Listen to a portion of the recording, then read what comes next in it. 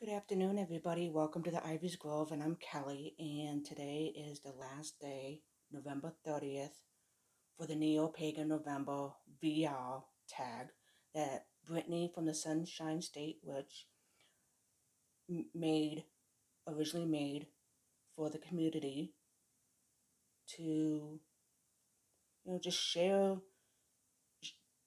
each word that meant for us. So on this last day is altars, and as you can tell, this is my altar. It's been clean. It's been clear since I would say roughly about a couple of days after Halloween, Samhain, and it's just been clear, like you've seen it. Once in a blue moon, I will do something like this just to let it. Just don't put anything. Just give it a couple weeks. This is the longest I've kept this with nothing on it for pretty much about a month. And it's not because I'm stuck. It's not because I'm stagnating or anything like that. I figured just to let it clear, uh, just to let it one way form of cleansing the altar that I've had for a long time. And there has been I've seen a lot of questions, especially on witchy Facebook groups, where a lot of new people that's coming into the craft, it doesn't matter if it's Wicca, witchcraft, paganism, occultist, what have you. The question I've seen is, do I need an altar? And I see a lot of people who have been practicing for like 5, at least under 10 years, where they've said, no, you don't need an altar. I strongly believe that, in a way, it's false. I believe that it is as much that you need the altar, it's a good idea to have one. I think the question is being asked wrong. And I know there's this big thing of there's no wrong way to do it, there's no wrong questions. Words have power. And the question I've seen is, do I need? The question should be, what type of altar should be able to work with my lifestyle? And there is all types of altars. You can do an altar that's made out of, I actually had one, where, let me backtrack a little bit. My first one was my desk in my bedroom when I was living with my parents. And a lot of times I've always done homework on my bed. So when I got into this, I started, it said you needed an altar. So I used my desk, which was great because all my drawers were pretty much empty. So I was able to, once I was done and let the candles cool down and everything else, I was able to put everything away.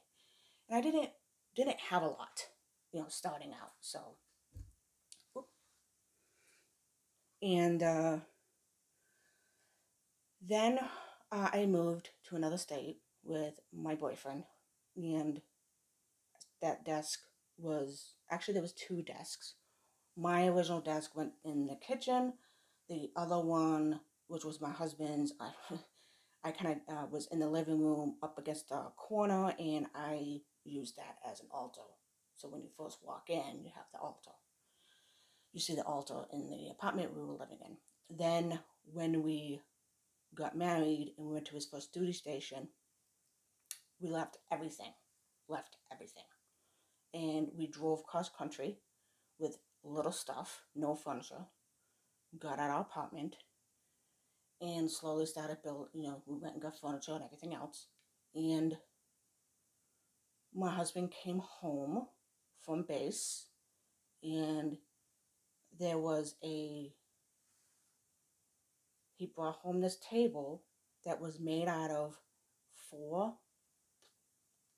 four like pieces of like plank wood, not plank wood, but like for legs. And on top of that was a plywood. And he says, yeah, he goes, I found this. I can't remember if he found it or he saw it and made it real quick. And he goes, maybe you could use that as an altar.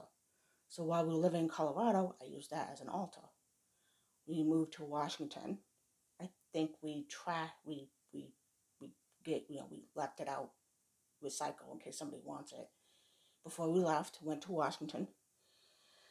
I ended up using the floor. I happened to have a cloth, so I used the cloth as a quote quote table, and used the floor and did that for a while. And then my husband asked me what I wanted for my birthday one year, and I asked him to, I'm like, oh, can you make me an altar?